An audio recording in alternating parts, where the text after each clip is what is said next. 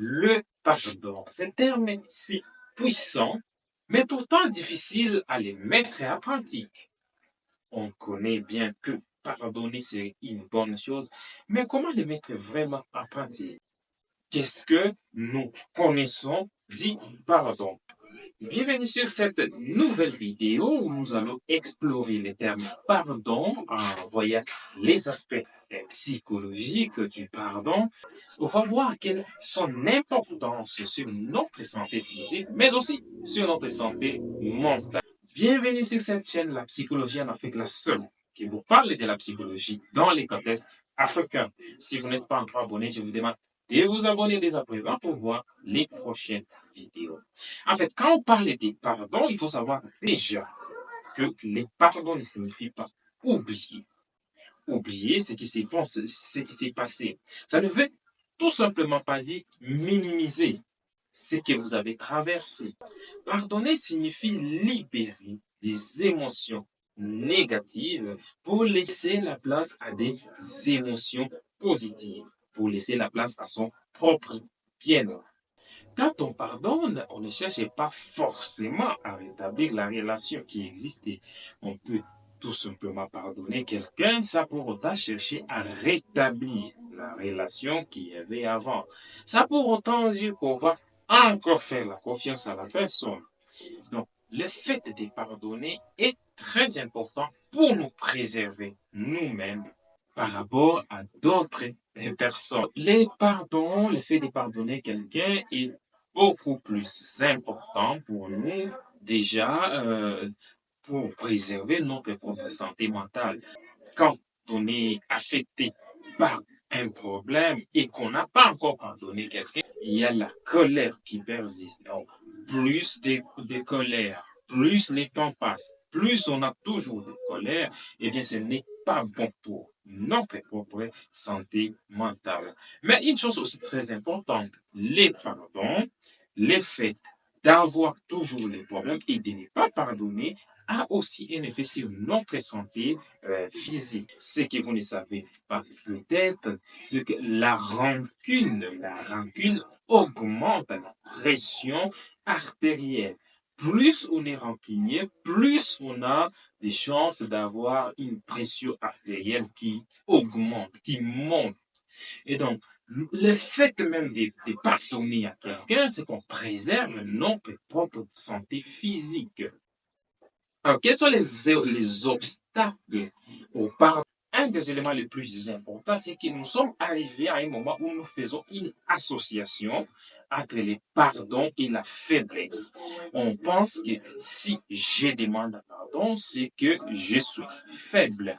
Je suis faible face à cette personne-là. Cette association entre les pardons et la faiblesse pousse alors beaucoup de gens de ne pas s'excuser, de ne pas demander le pardon, tout simplement parce que si je les faisais, alors cette personne comprendra que je suis une personne faible. Deuxième élément, c'est cette association que nous avons toujours fait entre les pardons et l'oubli de l'art. Eh bien, il faut savoir que la religion en tant que telle, qui a toujours existé, qui a existé avant la psychologie, déjà, on dit que si quelqu'un vous a offensé, laissez seulement à Dieu et que vous devriez pardonner et oublier. En fait, ça ne marche pas toujours comme ça.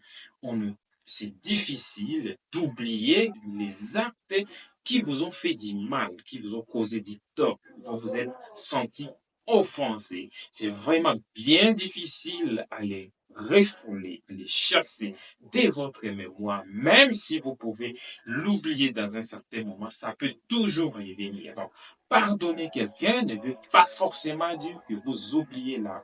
Une fois que vous comprenez ça, eh bien, ça devient plus facile pour vous de pardonner quelqu'un. Déjà parce que vous savez que ça ne veut pas dire que je vais oublier ce qu'il a fait, mais que ça me permet à moi d'avancer et d'aller mieux moi-même d'abord, et aussi dans une certaine mesure de régler certains problèmes que je ne garderai pas dans ma tête. Je libère toutes les émotions négatives et j'accueille des émotions positive. C'est très important de ne pas faire cette association entre le pardon et l'oubli de l'acte fait. Nous l'avons dit d'ailleurs au début de cette vidéo que le fait de pardonner ne veut pas dire que vous minimisez l'acte qui a été causé contre vous. Pas du tout. Alors, comment arriver à pardonner? Pour la psychologie, la première des choses, vous savez que la psychologie s'intéresse beaucoup plus aux émotions.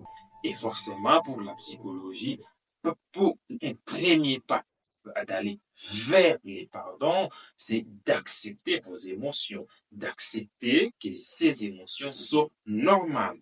Les émotions liées au fait que vous soyez offensé sont souvent la colère, la tristesse, vous vous sentez déçu, vous avez de la déception.